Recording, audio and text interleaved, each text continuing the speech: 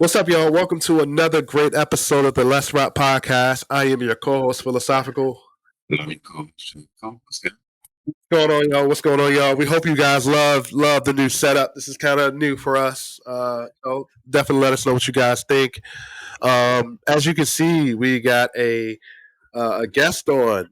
Great person. You know, we were on her show a couple days ago. Very great show. Love what she represents. Um, Yeah, very great discussion. Also, make sure you guys follow her and what she's got going on. I will mention that in a second. Make sure you guys follow us as the Let's Rock Podcast on Twitter, Instagram, and also YouTube. Like, share, subscribe if you're enjoying the content here on YouTube. So we want to introduce Miss Camille Essick. Of the SpeakHer Podcast. And also, she has got a great channel, The Good Black Men Official on IG and Facebook, and also her fragrance line of Chemistry Room Fragrances. Welcome. Thank you, Camille, for taking the time with us. Gentlemen, what's going on, everybody? Thank you for inviting me here. I'm looking forward to this conversation. How are you all doing? Good. Good. We're going to get right into it. So, Camille, tell us a little bit about your journey, who you are, and let the people know. Oh, Lord. Okay, so my name is Camille Essick. I am originally from Nashville, Tennessee. I'm a PK, a preacher's kid, a church girl. Did all the things, taught vacation Bible school, choir, all that. Still now transitioning to another church home in Atlanta, but I'm originally from Nashville, PK. Went to college, joined a sorority. Shout out to my sorors of Sigma Gamma Rho Sorority Incorporated. Hey, y'all. What else? Did the corporate thing for a little while. Joined the military. Got deployed. I was in the Navy 8 years. Did 4 carriers. The first 4 years, I was on the aviation side. The next 4 years, I put in a package and I became a paralegal for JAG, and I worked for the prosecuting attorney in California. And in that office, worked side by side pretty much every day with NSAS, prosecuting, putting people out of the military that don't belong there, doing heinous things. It was a lot of fun, learned a lot, saw some cool things, met some really cool people. And then God was like, girl, it's time to go. So came to Charlotte, got my master's in communication in August of 2021. Joined the military, started a podcast. Initially, before that, I had my own lash brand, Kamiki Lashes. I did makeup and lashes for 2 years at the Stellar Awards. For those that are familiar, it's kind of like the gospel version of the Grammys. So I was behind the scene, beating faces, and doing brows and lashes. A lot of fun. Saw some cool things, met some cool people, and then like God just shifted my life and was like, start a podcast. And I was like, what? Because I'm naturally an introvert. I like being behind the scenes, but he really pushed me out into this space. I didn't know anything about digital media. I didn't know anything about graphic design, publishing, none of that. And so I was like, okay, God, if this is what you want me to do, I need you to open up my creativity and my intelligence to understand what I'm seeing, what I'm doing. And he's been doing that. And in the meantime, I have written 4 ebooks. Um, I'm also an author. Number 5 is it's been sitting. I need to finish that, but it's there. Started Good Black Men. And the reason why I did that is kind of like my love letter to Black men, because I think in our culture over the last few years, there's been so much going on with George Floyd and other narratives. And I'm like, no, there's some good brothers out here. And it started out just as a post, and people started liking it. And somebody was like, hey, you need to put that on a shirt. And so lo and behold, I created it into a brand. We have t-shirts, sweatshirts, journals, tumblers, coffee mugs, and it's for the brothers. So it's like my love letter to the brothers. I love aromatherapy. I love things to smell good all the time, because I'm also an advocate for mental health. So I started Chemistry Room Fragrances, blend everything myself. It's been a ride. It's been a journey. So here I am. So hopefully I didn't sound like I was rambling, but that's pretty much me in a nutshell. No. Sorority, and hey. That's and we'll definitely put those down in the description if you guys are ever interested in checking those ebooks out. And also check out her page, Good Black Men Official.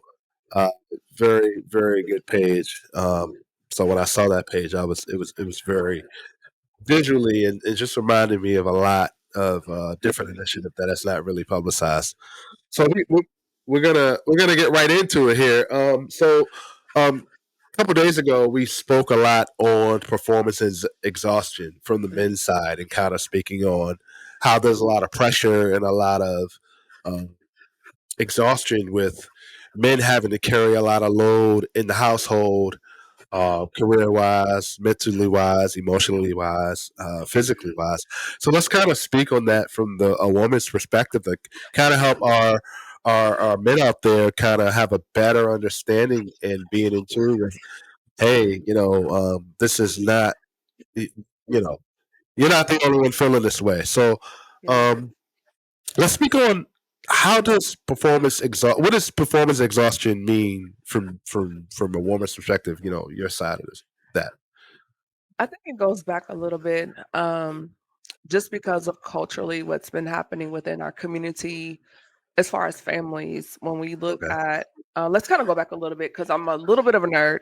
So when you look around about 1970 and you look at what's happening within the high school structure, because up until then, you have programs for brothers like plumbing, um, electricity, things like that, things they could do with their hands. So even if you decided to not go to college, you could still go and get a job. But by that time, they began to remove these programs out of the schools, the high schools. And also for on the woman's side, as far as removing cosmetology. So again, if you didn't go to college and you're like, hey, the military is not for me, at least you could have what we call more of those service or collar fields to get certification and still provide for your family. And to this day, most people that we know in HVAC and in the automotive industry, like engine repair, they're financially doing pretty good, even more so than some people that did go to college. And but I'm speaking from my overall. And so now, um, you look at what we call the cocaine 80s and mass incarceration of the 90s. And so it really broke down the structure of the family unit. So now you have a larger number of Black men going to jail. You have more and more single parent families. And so women are like, I still need to provide. Maybe I'm not in a not so great neighborhood. I need to make more money. So let me go to college or let me start a business, right? And so that's where we begin to see this financial gap, because now you hear Black women, the most high earning demographic in the country, but it's like, where did that start?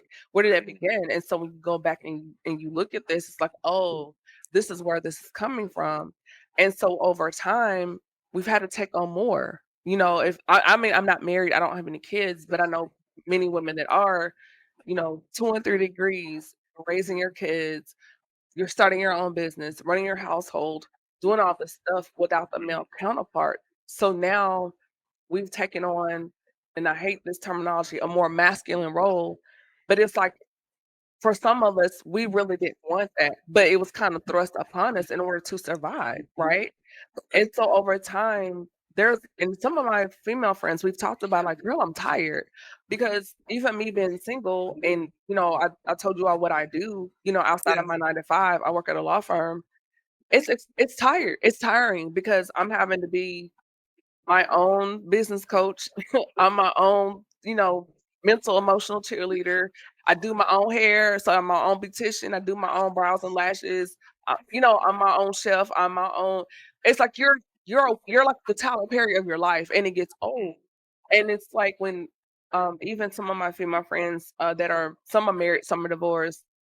And one of my friends was saying at the time when she was married, and she's doing very well. But at the time when she was married, she still has her own print shop, and she caught on video her then husband went into her print shop and sabotaged one of her printing machines. And then she's like, babe, my machine's not working. And he's just like, oh, I don't know what happened. And she said, women's intuition went back and watched the video. This joker went behind and did something to her copier in her shop. And it was because he really felt intimidated. He didn't like the fact that she had other streams of income. And when they first met, he was cool with her doing all the stuff, but it really made him feel insignificant. Now they're not married, but it's like when we meet guys, they're not looking, it's like, regardless of what you see, there's a person in here. But yet, why is there this underlying sense of competition? Like I gotta level up and make more than her because you're dealing with a male ego. And so when you meet other men, you become tired because it's like you're having to have a defense because you're like, is he here to get over, get up? Why are you? Who are you? And who sent you?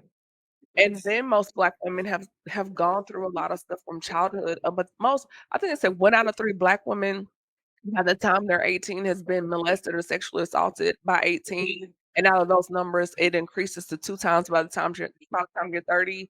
So now you're looking at what 60 to 70% of all Black women have been molested and or sexually assaulted by the age of 30.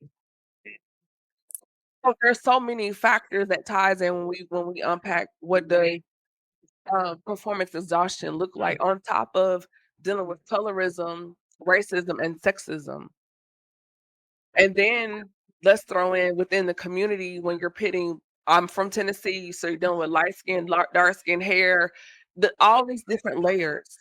And it's like, I'm tired. And then you're like, oh, well, she's mean, or we get these labels. She's the angry Black woman. But it's like, did you really step back and look at what we've had to go through in life just to be in a room, just to be in a space? And then to have social media with narratives of disrespect all the time. And it's like we fight for everybody and we continue to wait for someone to fight for us. And so we get to a point where it's like, you know what, let me just make my money, go home and watch Netflix because, like Tamara Man said, truth is, I'm tired.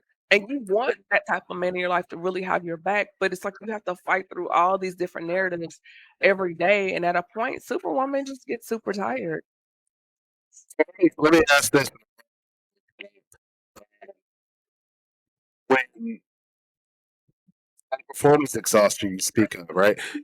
And then like women that kind of go into the dating scene, right? And we've always spoken on the show as far as the men is supposed to choose the man. I mean, the men are supposed to choose the woman. So when that happens, right?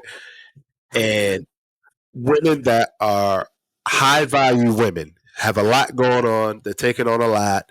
So kind of speak on, is the expectations for dating as being a high value woman, do you feel like that emasculates men? Does that make them feel inadequate? Kind of speak on that a little bit because I do feel like there are men out there who engage with high value women. They feel intimidated, and I feel like that needs to be spoken on a little bit. Maybe a lot of high value women that have certain expectations. They built something. They've took on somewhat of a masculine role. So and then men that feel like um, they're not as strong or have their self put together as that woman as he should be. So let's kind of talk about that because I feel like that needs to be spoken on a little bit. So speak on that a little bit. What's your thoughts on that? Okay. Just for the record, I'm really not a fan of the term high value Okay. because I look Okay. at that as far as you could be a high earner and in character and your integrity be deficient and bankrupt. And so when I look at a person, I'm not looking, I mean, you're making a lot of money, Okay. but you can still cheat. You can still be an abuser. Okay. You can still steal, cheat, rob. You can be a child molester, whatever. So when we use that label, high value, Okay. you're a high earner, but your value, your character, to me, that's what equates to your value. Okay. So That's a good point. That's a good for point. me, that's just how I look at it. So if we're going Okay. to get earning high earners, Okay. um, I feel that So you not to cut you off. So you call women that are making a lot of money but also have a high value of character. What's your you feel those are called high every earners? man and women, just people, People in general. Okay. they're Okay. high value. And it's like, no, you're a high earner, Okay. but your character and your integrity is deficient. I definitely And we see agree with that that. out That's a here. good We point. have the terminology F boys and whatever, and it's just like, for example, my grandfather, he was a millionaire. Him and my grandmother built a facility in West Tennessee Mhm. that was a 100-bed facility for those that had cerebral palsy, Turner syndrome, Down syndrome. These people were abused my grandparents built this. They sold it later to the state of Tennessee. And yeah, even though they were high earners, their character, because of their heart for people, for community, for philanthropy, service to serve. So even though they were who they were in the 70s and 80s, they were still very down to earth people. So fast forward now to 2023 when we're throwing around this word high earner, high value, but look at character, because I have encountered men, you know, that have attempted to talk to me and they leave with their wallet. For me, that's a red flag because Okay. I think a man should, this is just me, men are to present, not persuade. And one of the things I've learned in dating when men say, "Oh, I'm a good dude, you just got to get to know me," usually they're not. Because if you're a good man, you just are. And it's up to me to see it, right? Actions. Just like women, you present, not pursue, right? I don't have to go on. I'm not a good looking of a woman. I think I'm half decent. I don't have to go on Instagram and take photos of looking back and dressing a certain way because I know my value. I know my worth. And if you're going to see me, you're going to see me. If you're meant to see me, you're going to see me. So when we're looking at dollars and your status and your resume and where you've gone to school, I've dated that, but the character was trash. And I always use the analogy of like we're like packages, right? Very pretty, glittery bows, whatever. But let's take that off.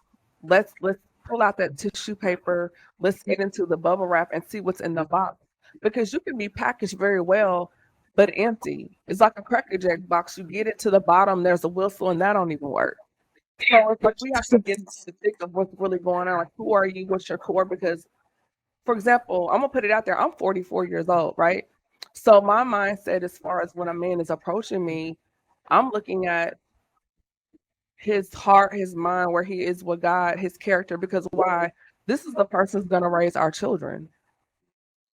So you can have all of the things, but it's the mindset that raises the child, right? I could be, I could run out here and go get a BBL, whatever, whatever. But if my mind is jacked up, I'm the mind that's gonna raise your child as your wife.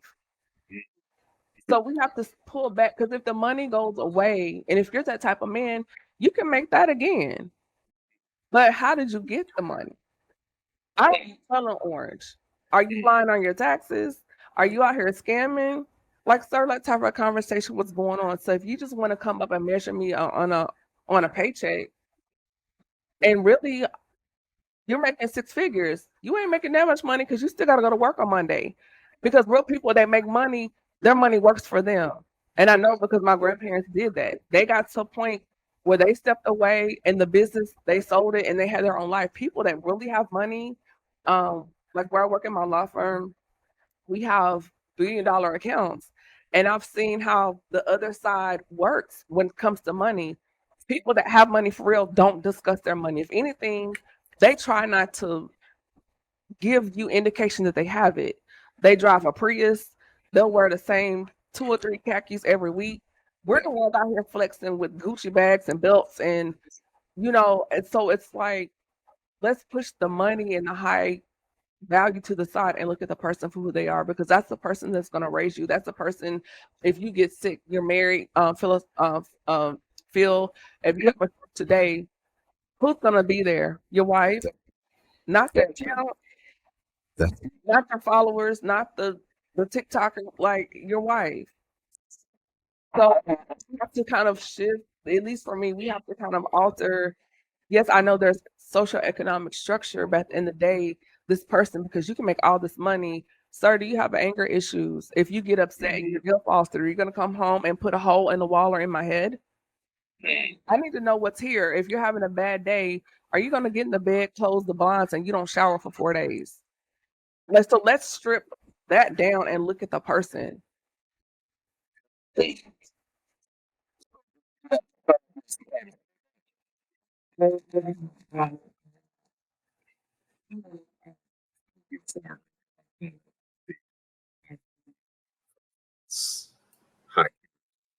I think something that we often it's like, oh, I'm a high value man or I'm a high value woman. Like you said, the concept of their character is, for lack of a better term, trash. So, Mm-hmm. but the so you spoke on performance exhaustion and what it looks like from like where it comes from for women, especially women who are business owners, women who are family members and everything like that. But how do you think that shows up?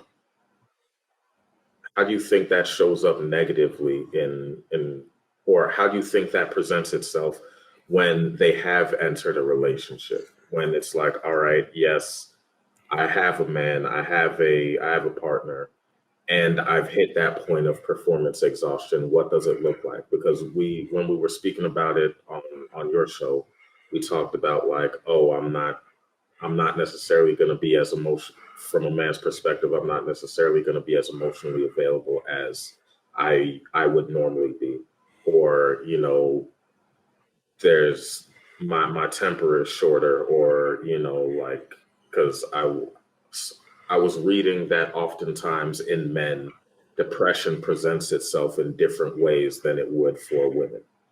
Mm. That's So true.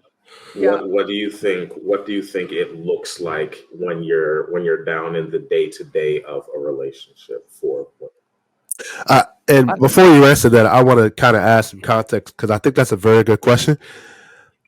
I think I would like to know that answer too because I feel like there's such a when we say performance exhaustion, I think there are times when what if two people are feeling it at the same time? Yeah. How can and I know this is probably something a lot of our audience would know. How do you deal and we're going to deal with stress management. How do you deal with performance exhaustion that can bring stress, that can bring depression? Well, what if both people are dealing with it? How do how do we handle that? Can you kind of speak on that from a woman's perspective? I How think do you so go I ahead. think on just as far as how it looks for women, and this is not a blanket answer because as women we're all different. There are some women that can go inward, they get very quiet. Um, That's a good point. it may show up as sleeping a lot. It may be changes in how she's eating. Maybe she's not eating at all, or eating on the opposite end, eating too much. There's always two ends of that spectrum. She's not eating, or she's eating too much, Okay. or she may dig more into her work. If she feels like she hasn't accomplished enough in life, and she's putting that pressure because she sees her peers um, accomplishing, she may feel like, well, what's wrong with me? But maybe I'm not educated enough, and so then she'll go and get another degree. So it may, like, men could show up as overachievement. Like, girl, you got 9 degrees. What's going on? Okay. Um, then on the other end, for some women, they may show up irritable, short-tempered, um, sarcasm. And then physically, she may have I've seen some women develop alopecia, like, girl, you lost your edges, but that's alopecia because of stress, you know. Um, for some women in certain communities, it may show up as substance abuse, alcohol abuse. It may show up as physical abuse with their partner or even in their children, or it may show up as excessive outlet behaviors like a lot of Amazon shopping, and you think like, oh, girl, how many more shoes do you need? It can show up and manifest in so many things. But if you really, as a man, and you take the time to really observe and study your wife or your girlfriend, and she's pretty much consistent, and then she comes in one day and she cuts all her hair off and is blonde, because some women do that, and I know we all change our hair. I do it. But if it's something extreme, like my natural hair is very long, but there have been seasons in my life where I was like, I'm gonna do the big chop. But if she's leaving from work and coming home and her hair is here, and then you come home from work and it's shaved, like Jada Pickett, then you're like, hey, what's are you okay? Like, do we need to talk? So it's observe and it's really getting to know. And I know men sometimes can miss cues and nonverbal cues, but if you really love her and that is your heart, your everything, you're gonna notice, if you're really in tune, the signs are there. If you notice, if she's cooking and normally she's playing music and you're like, hey, how you doing? I'm okay. I'm fine. And you just go, okay, boo, and you walk off.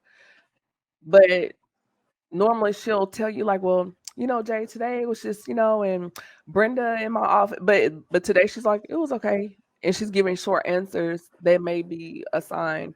So it just depends on the person that you're with and your willingness to observe, because if you're going through it, then you may miss those flags too. Um, but hopefully that will shed some light on that. Phil, as far as your question, I kind of forgot your question. I remember it now. So, and again, this is just one example. If you're both going through, maybe schedule a time during the week.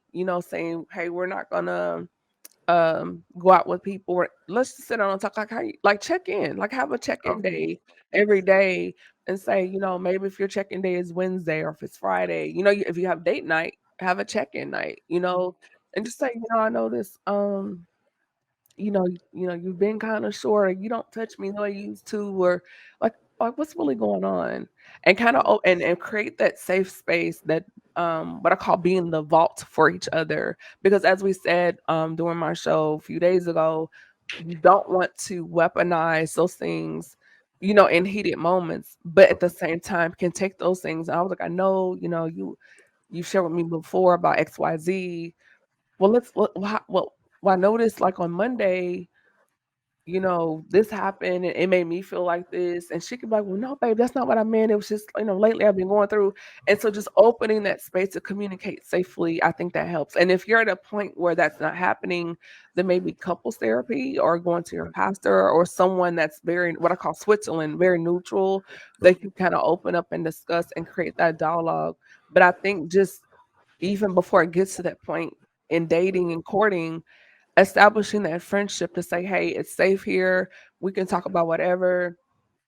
Two, I'm a big believer of keeping your friends and your family out of your business, because that can cause a lot of issues too, where, girl, oh, Jay, get on my nerves today. Like, no, because you guys can make up and now she's instigating some stuff because now it's triggering her for something she went through, and now she's projecting her trigger into your relationship. So, which is another conversation, by the way. But I think just creating that space to say, hey, I love you, but you're also my best friend. And whatever it is, even if it's hard, even if it's ugly, let's talk about it. And if we get to a point in the conversation and like, hey, like in the Navy, we say training time out. I need a moment. Let's go to our corners and kind of decompress before we blow up. Let's roll it around. Let's think about it. But then let's come back to the table and talk about it. Because I really want to do life with you. And not only do I love you, but I really like you as a person. I think you're dope. And I think creating these spaces, I think helps, but I think also it's allowing the men to be able to vent and be vocal, like we talked about before, and you don't challenge his manhood, his orientation if you see tears, because he really wants that. But again, I'm like, girl, I can't believe he was crying and we were talking, he was just crying. Like, don't do that, because he, you're just like, I'm a person inside. As a man in here, there's a person. And so I can't open up and pour out to you and we're married or whatever. Who can I like escape? Who can I run to? Like, what? We have to. That's very important. That's very important. I've been seeing a lot of posts and a lot of commenting on, people have been married 20, 30 years. And one of the most important things is what they're saying is kind of keeping your marriage and your relationship private, even away from friends and family, because it can sometimes be a negative connotation as far as they're not with that person every day. They're not living with them. And sometimes what you're telling that person could be a trigger for them. He can give you kind of a negative response. I like that point. I like that point. Go ahead, Jay. I actually going back a little bit to what you said about like not only the performance exhaustion but how it presents itself. It sounds to me like and it looks different, like we lead different lives and everything like that, but it sounds like men and women are trying to process some of the same things, but for whatever reason there's a disconnect between like I'm going through something over here, well I'm going through something over here, well you just do your thing over there and I'm gonna do my thing. Like there's no, It's trauma. how do you think we bridge that gap? Because at the end of the day, it does seem like, whether we want to admit it or not to each other, it does seem like we are looking for that person to connect with, but for whatever reason, behaviorally, we repel each other for whatever reason. How do you think it's trauma based? Because as a Black, I'm not a man. I don't want to be a man. I love all of this, but from a societal standpoint, there's traumas that Black men deal with every day. They don't talk about, that you go through as little boys growing up, you know. And then some of the things I address Black women growing up as little girls. So you have two traumatized people trying to come together because of things you've dealt with systemically within your own culture, within your own family. But you have to do the work before you come together, and after you come together, you have to do that work together. But it's like we all have a bag, but who are you willing to unpack with, you know? And then once you get there, like you said before, we have to be vulnerable. Who's going to go first? But we all have our stuff, and it's just like everybody's holding on, you know? But you have to get to a place where you're willing to be vulnerable and willing to open up. But before you bring someone into your picture, you've got to do some personal work as well, unpacking. Well, why do I have trust issues? Why do I, as a man, why do I go as hard as I do? Is it to compensate for some sense of insecurity? So it's like a coping mechanism. So now it manifests as overly ambitious. You know, like you have to really ask yourself those internal questions. Do I have imposter syndrome? Or do I have survivor's remorse because all my boys that I grew up with are dead or in jail and I made it out? You know, or is it because I'm really mad at my father or my mother or whoever raised me because there was something missing there? So I tell myself that's never going to happen to me again. So now you're projecting and now an expectation of someone that's not even aware of your expectation because y'all never talked about it. Yeah. How can I know you have this expectation, something you create in your head, and then when you unpack it, it's something you created just to protect your mind because that little 5-year-old boy doesn't want to be hurt anymore. So it's like, again, doing the work, asking yourself the questions and going why. Like, for example, this week, I journal a lot and I always keep something around me. And I was sitting at work and I could hear God talking to me. And just as clear as day, he's like, you blocked some people away. You put a barricade between you and some people because you're afraid they're gonna hurt you like the previous person. And then he said, you have to stop doing that because now I put you in a new season and a new chapter of life, and you're not there anymore. You can be physically present in this space, but your mind and spirit is still back in 2022 or 2023 or 2017. And so now he has to catch all of you up because we're mind, body, and soul, right? So he has to catch all of us up to this point because why? We're now in a season of collaboration. We're now in a season of community. You're now in a season of healing, but you have to be in a place where all parts of you are fully receptive. You can be receptive physically with being a high earner or whatever, but then spiritually, emotionally, you can reject your life partner because God is trying to bring them to your life because why? You're warden in prison to your own self. So in I guess to kind of clarify, you feel like I can kind of relate to that. I do feel like sometimes our thoughts and our emotions mentally kind of imprison ourselves, and sometimes we can make certain assumptions based off of our own trauma and what we've dealt with. Is that kind of where you're leading towards? It can, but the thing Yeah. is, once you recognize it, then you say, okay, what am I doing to change that? What do I need to do to change? Is it therapy? Is it forgiving somebody? Closure? And sometimes the closure is realizing that person can't, they won't apologize, they can't apologize, or they don't have the capacity to apologize. And that may be the moments where you have to say, "Hey, I'm gonna move on and forgive them and let it go." At that point, and I feel like that's where we as people sometimes we hold on to that and we carry it into our potential lifelong partner, and we struggle on how to let that baggage go. So that's And a you know very good why? point. And you know why, guys? It's because sometimes we allow the offense to become our identity because we've built an identity off what they did to us. Yep. And now Yep. it's familiar and it's comfortable. And And it's it becomes defense. It it's becomes defense. Yeah. yeah, and it's become our fuel. Yep. But the thing Yep. is, I don't know if you guys saw Kurt Franklin's documentary when it came out last week, and you know, it's a quote that went viral. He was like, I spent so much of my time being broken. I don't know who am I even healed? Like, you know, you has broken you, but who are healed you? Are you speaking about the one? Are you speaking about the one where he His talks Father's about Day. his father? Yep, Father's Day. Day. Yep, And yep. so that's like it's wrong because a lot of us we have spent our entire lives building these voices, these narratives, these identities based on well, I did this because you know XYZ. But it's like no, why not build it because this is where you are now? And so we have to learn how to gravitate from what's the quote? Our past does not dictate our future; it's only a point of reference. Yep. It's like a stepping stone. But now that you're here, we have to unravel these things because Jay and Phil, even to me, we have so much other things, you know, waiting for us, so many other promises. And there's so many other amazing people that God wants to bring into our lives. But how can we do that if we're still holding on to our stuff? You know? So let's speak on.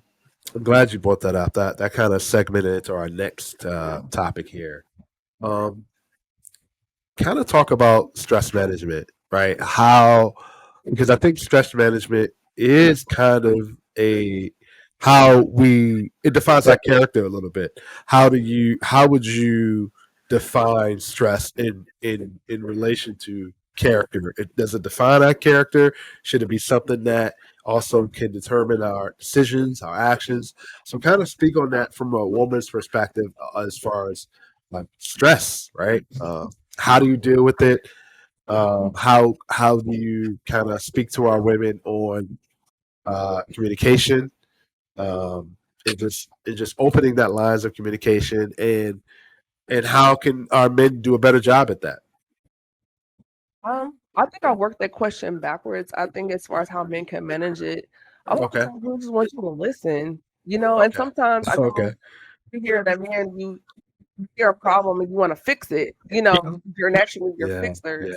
Yep. And Yep.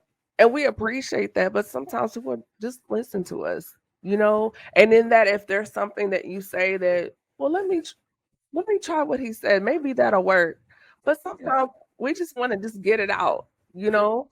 Um, Listening is very important, and if there's something that we do want you to fix, we'll tell you. We'll let you know. Okay. You know, we'll tell you. 'Cause and I'm speaking for me because I'm the type of person that I'll say, "Hey, I've tried this and that, but this isn't working for me. What are your thoughts?" You know, and that's just me. I can't speak for every woman. We're not all the same, but I'm saying for Camille, you know, if there's something I want you to fix, I'll tell you. But a lot of times I want you to just listen. Um, Stress management for women, diet, right? We're busy on the go. Um, Running out, grabbing Starbucks. I'm a coffee person.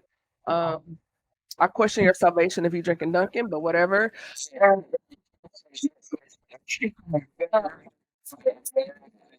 you know. But like today I went to the store and I bought some bananas, I bought some apples, I bought some limes. I drink alkaline water and I put those things in my water because it adds more minerals, as you're drinking your water. So just drinking water, okay, but you get more out of your water. Add some fruit, sis. Add a lemon, a lime, add a grapefruit. Just little things you can do. For me personally, I set boundaries. That's another way to manage your stress. We all have friends that have a lot going on, but I have a timer on my iPhone. Again, I question your salvation because over here we Apple style it. I got the iPhone. I don't use the Android. And It's real. so it's, so it's just like I have the do not disturb kicks in at 8:30 because if you're on your phone all night, it takes you longer to go to sleep.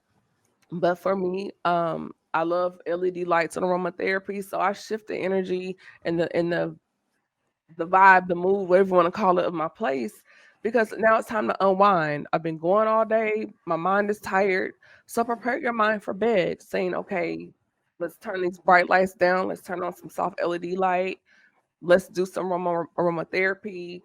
Maybe if you've been watching YouTube all day, there's tons of I love neo soul and jazz. There's tons of neo soul jazz lo-fi channels.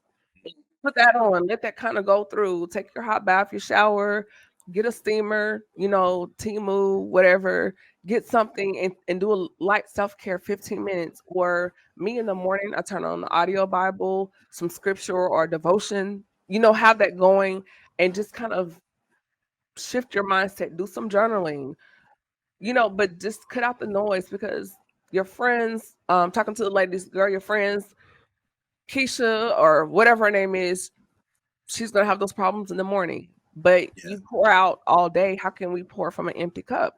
So take time out of the day to pour back into you. Pandemic, we were all inside. We all picked up a little weight. Lord knows I have. Get outside, go take a walk. If you don't have a membership, if you live in an apartment, I'm pretty sure they have a clubhouse. There's a gym, get on the treadmill for 15, 20 minutes, walk around your facility. If you work in a big enough a corporate space, bring some tennis shoes to work on your break, walk around 15 minutes. Do that twice a day. That's 30 minutes of walking you've knocked out. Like the building I work in, you do, I think it's 10 laps is 1 mile. So break that up, do 5 laps, walk 5 times, then walk 5 again. You know, there's so many things you can implement as far as managing stress. Stress eating. Some women stress eat. If you're gonna stress eat, don't get the chips. Get an apple. Get carrots. Get broccoli. Again, lifestyle choices. A lot of stuff you watch on TV. You watch. I don't subscribe to it because that's just me. But you watch a lot of Love and Hip Hop, and they fighting and throwing glasses and Real Housewives. When first of all, none of them are married, so why are you on the show anyway? But in Crew Atlanta, whatever, you watching all this arguing all day. Then you're on social media, scrolling on TikTok. Well, see, because black women did it, and you're observing all this mess every day. Red pill, blue pill conversation, and you have to guard your ear gate, your eye gate, what's coming out. If you have a homegirl and she's always venting and complaining, no shade to anybody named Keisha. This is just the names coming to mind. Keisha, girl, I can't. Let me call you back on Friday. I have some things going on, and it goes back to barriers, because if it's a lot of negative conversation, a lot of complaining, and they're not doing anything about it, you still with them. Kind of shift your proximity from that family drama. Your uncle and auntie, whatever, they're not married, but they go home like they do and they sleep in other bedrooms. We all know it. It's just like you just have to shift your proximity as far as what you're taking in. And I think the key word of all this little monologue is boundaries. So That's very important. Very important. You have some comments to add to that, Jay? I wouldn't say I have comments, but I have a question. Oh, go ahead. You said the key word is boundaries. How would you? Well, I know you can't speak for everybody, but how would you suggest establishing those boundaries in a relationship? Because, we all have, you get into a relationship and you start mingling your lives, you start like you're always around each other, that type of thing. Yeah, And that's a good so question. how do you establish those boundaries? Because one, that's the stress conversation or the argument conversation isn't typically one that we're having at the beginning of a relationship. So yes, you may establish boundaries at the beginning of a relationship, but those boundaries don't usually come up until stuff's gone down. So how do you, in a healthy way, or at least how do you think you should establish those boundaries? Having a life outside of your husband or your girlfriend or your spouse, I think sometimes, and I say we collectively unfairly designate this person as the end all be all, and that's not fair. No one person can be your everything. And so, yes, you have your relationships and your time together or whatever, but outside of time with your husband or wife or whomever, you still need to have other things outside of that, whether if it's your guy circle or your girlfriend circle or your church family or therapy, journaling, fitness club. You need to have other channels or outlet. It's like a television. You cannot expect to get everything you need out of ABC or NBC or BET. That's why we have all these different channels, right? At one Yeah. point in time, it was like that, but now we have literally thousands of channels, and so even in a relationship, you still need to have healthy channels and outlets. So part of that spiritual you gets fed, whether it's through your pastor or whomever. If you have your girlfriend circle where you can have that outlet and do that. You have your family. You have, like me, I'm in a sorority. You have your sorors or your fraternity brothers. So outside of just your partner and spouse, you have to have other outlets, and that's just fair to the other person because he or she had friends and family before you, and if y'all don't make it, those people are still gonna be there, and then you have to fairly allow that person to be that person in their outlet. Maybe your thing is painting, and maybe I'm not a painter, but I know that's his thing. So if he wants to go on Saturday at 2 o'clock and go paint, let him go paint. And if you let him go paint and he comes back, you can tell the difference because whatever that was in him, he got it out on the canvas. Maybe his thing is going to the gym and hooping with his boys for a couple hours on Tuesday or Saturday. Let the man go. And when he's there, hey, what you doing? Like, don't text him while he's hooping. Let him text. Let him whatever. So it's just like allowing your person to be to be the person that they are. Let them be an individual. We're still collectively a couple, but you're still an individual, Yeah. and you should still be entitled to your individuality. That's fair. Yeah, and I'm glad you said that.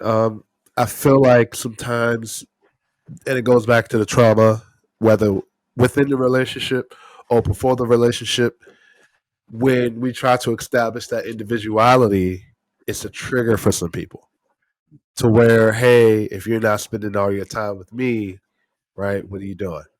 Why aren't you spending your time with me? And I'm glad you brought that up because this is kind of something we've been wanting to kind of speak on. We spoke on a long time ago that put when you feel like your person is your person 24/7, you start to lose your individuality. You start to lose who you are. And I'm glad that we have spoken on being able to, it's okay to have your own space. And that kind of goes into boundaries. Give me a little space to develop my purpose, my individuality.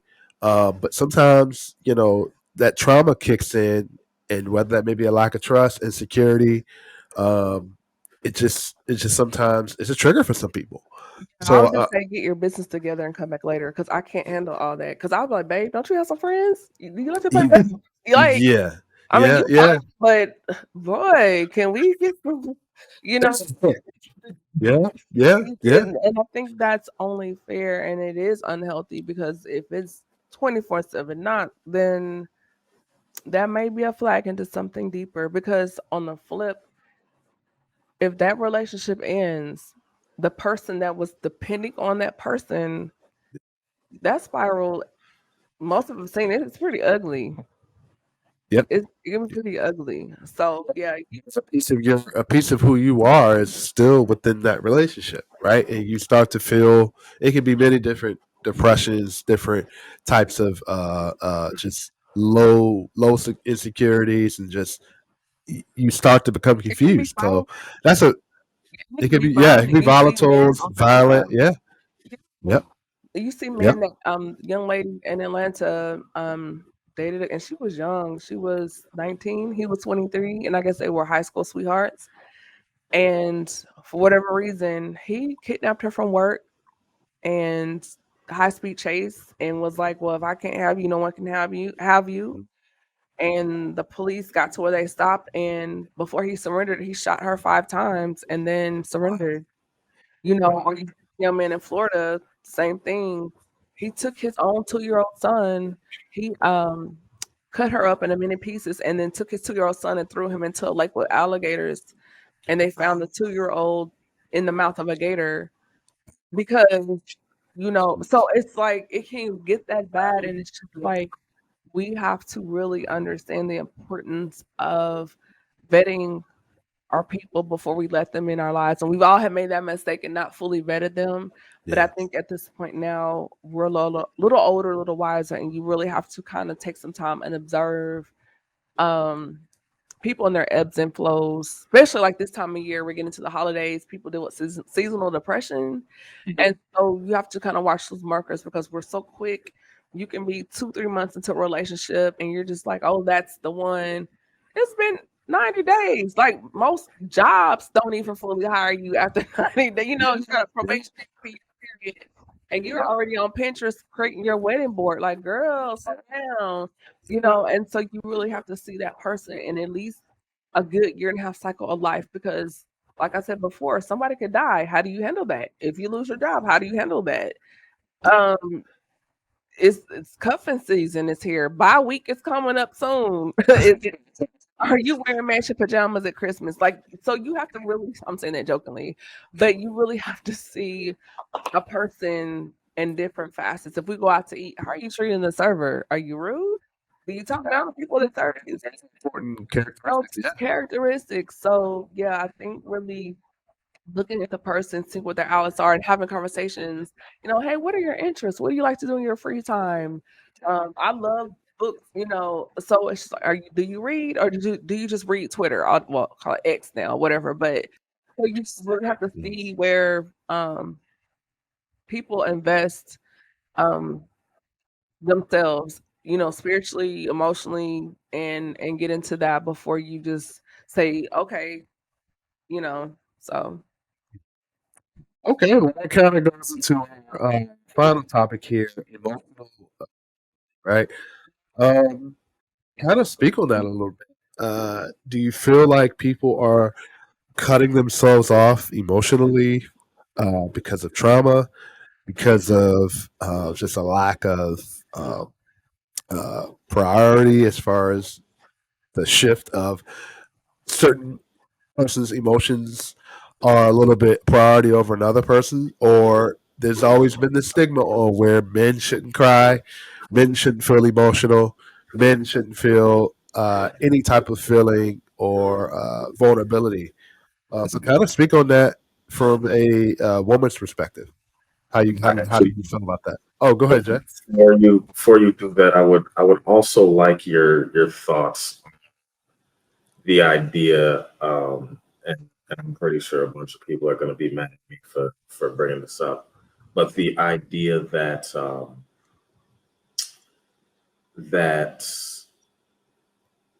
emotional, like removing emotions from sex, basically. So this is from a man's perspective and a woman's perspective. Like the idea that, oh, I can just sleep with a bunch of people and I don't have any emotion wrapped up in it. I don't feel anything for, this is just fun for me or whatever the case may be. Okay. Sex is physical, it's also a spiritual experience, and every time you do that, you're creating a soul tie. And for anybody to say that they could do that and you don't ever feel anything, I think you're a psychopath, because there's something in you that's just totally checked out. And for someone to say that, men or what, or for men or for women, if you're hearing that in this person in your proximity, I would probably run, not walk to the nearest exit. Because and that's pretty much all I have to say about that. Phil, in terms of your question, as far as emotional availability, I think it's a little bit of all of those things that you mentioned. Okay. I think it is depending on those people in that situation at that time in their lives. Let's say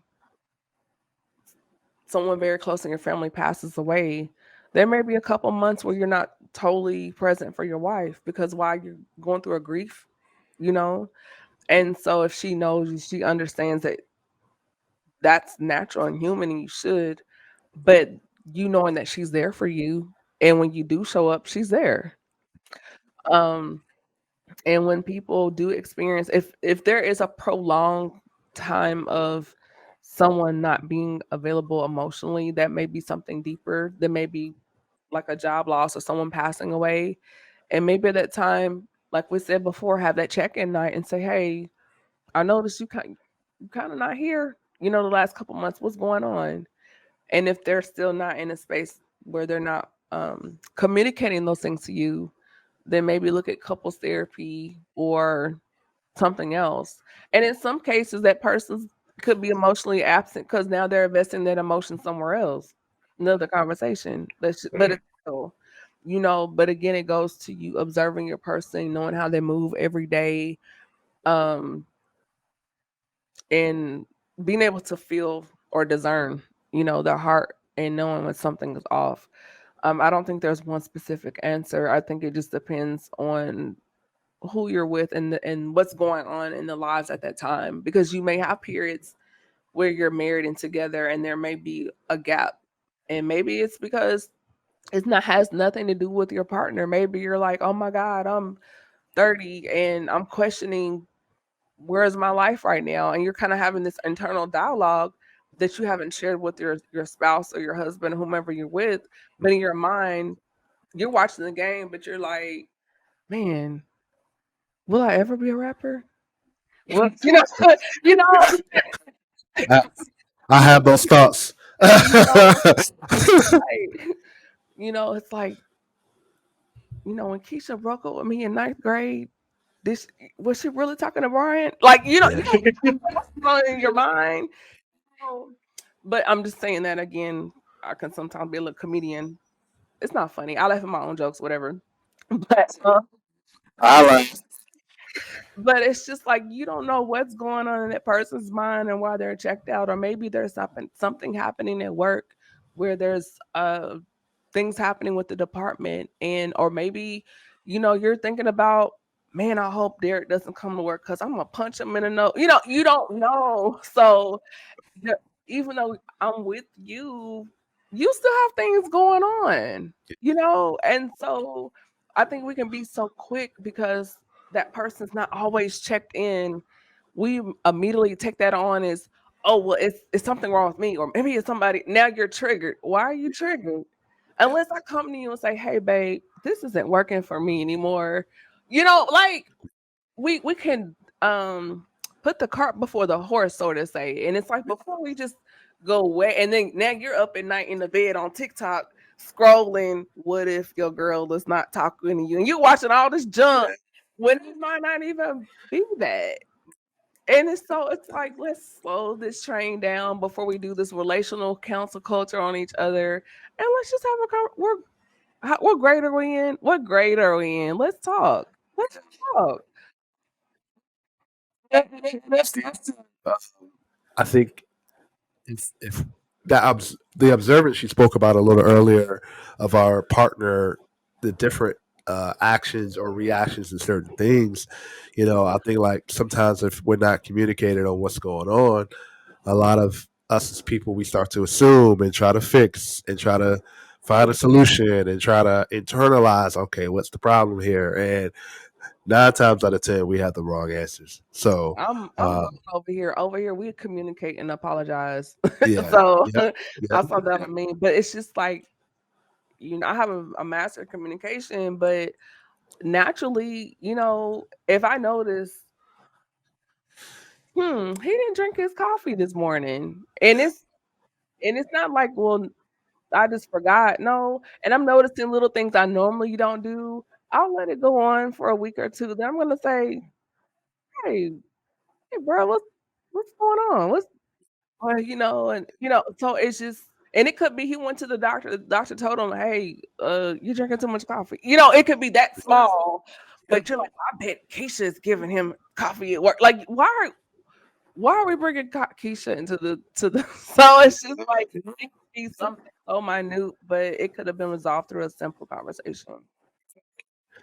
So we're gonna go right into our wrapping up session. What that is we give our guests 3 to 5 minutes to give our audience some gems. So, Miss Camille, you've got the floor, man.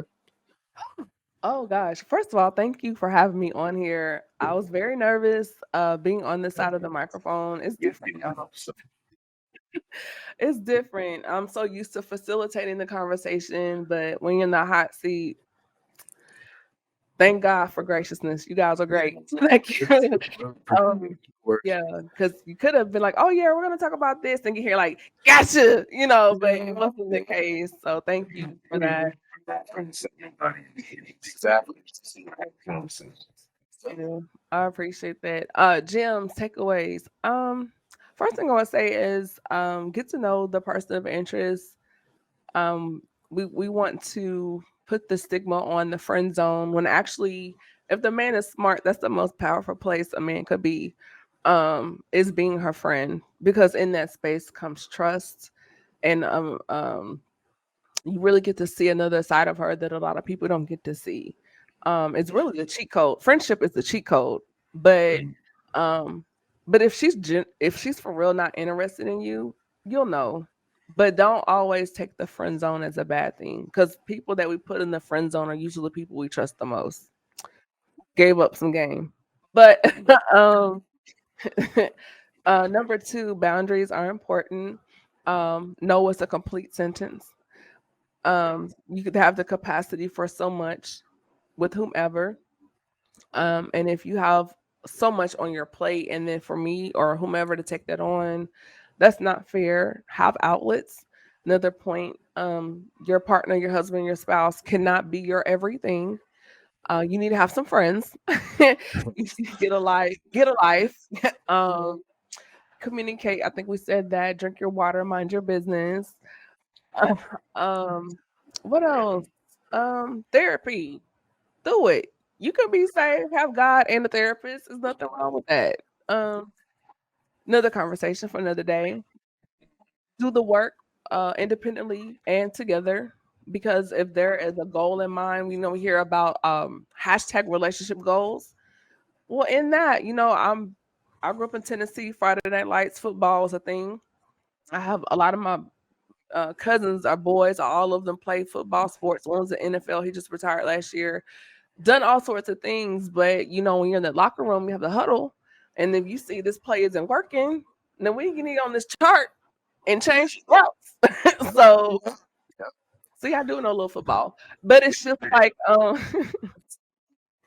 skip, no skip. See,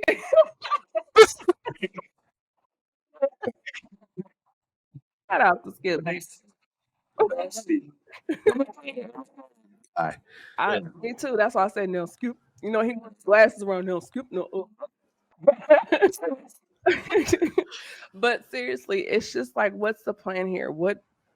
what is our goal as far as our quality of life, not just financially, but our quality of life together, spiritually, emotionally. What is that looking like? And in order to get there, what do we need to do to make that happen? Maybe we need to do couples therapy for 6 months, or talk to the pastor. Whatever your plan is, do it.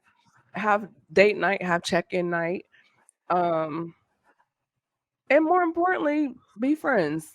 Well, they say, play nice and keep your hands to yourself when it counts. So that's all I have to say. So also let the people know how they can find you, what you have going on moving forward. Give the audience to know how they can find you and everything.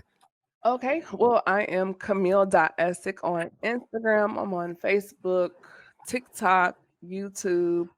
Good Black Men Officials out there. We're on Facebook. We're online at gbmofficial.com, chemistryroomfragrances.com, and on Instagram. I have ebooks available, room fragrances available, podcasts. The SpeakHer Podcast, we're streaming on iHeartRadio, Spotify, AfroPods, Pandora, Audible. Wherever you listen to a podcast, I'm there. Please go to my YouTube channel and subscribe. I am being more diligent about building up my channel more. Lots of great interviews there. Check that out. And yeah, I think I've covered about everything. Oh, I do have a storefront on Amazon. So all the ladies, all the good girly things, you can go to my Amazon storefront and shop with me there. And I also have a digital store on Etsy. So I created Black Holiday digital e-cards, so you can go and grab those there as well. So I have things in places. So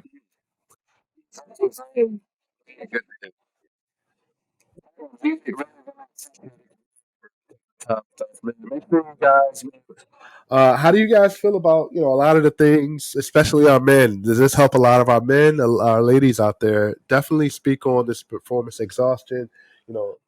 Speaking on stress management, and also speaking on the emotional unavailability. Do you guys agree? Not agree? I definitely agree with a lot of these points.